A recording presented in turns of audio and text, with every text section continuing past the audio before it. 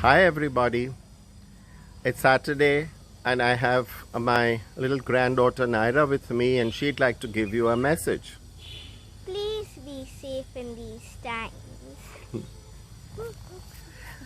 Today, I thought of talking of freedom because I guess tomorrow we've all decided to stay at home and show our solidarity in the fight against COVID 19. So, what is freedom?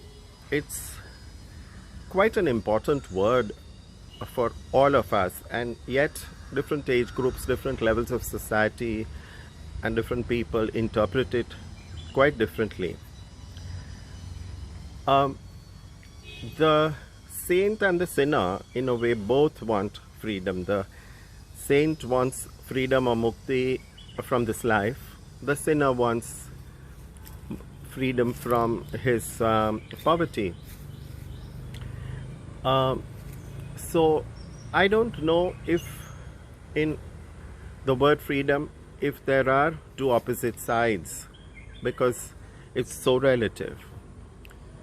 If we look at freedom as something that we should get because we just like to get it, I think that's when it begins to go off color. But if we say that we want freedom the way we ought to receive freedom, then I don't think it is such a difficult thing to achieve. Also, I think I've learned in my life that freedom is something that we have to achieve for ourselves. Nobody really gives it to us. We keep asking for it from our parents and from our spouses and from everyone around us. But I think the day we make up our minds to say that I am free is when you really admit first to yourself and achieve that freedom. Of course, you cannot say it childishly, you cannot say it irresponsibly, because freedom is again one word which comes with a heavy responsibility attached to it.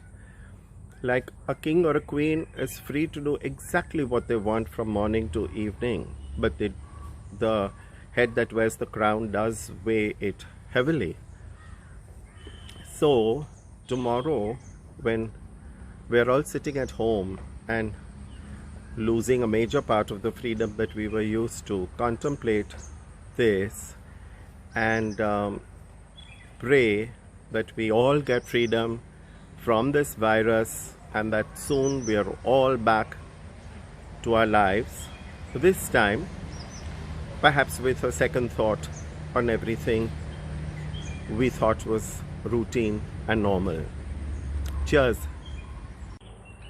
Freedom comes also after a certain degree of self-awareness, of being conscious that you are evolving and therefore you need the freedom.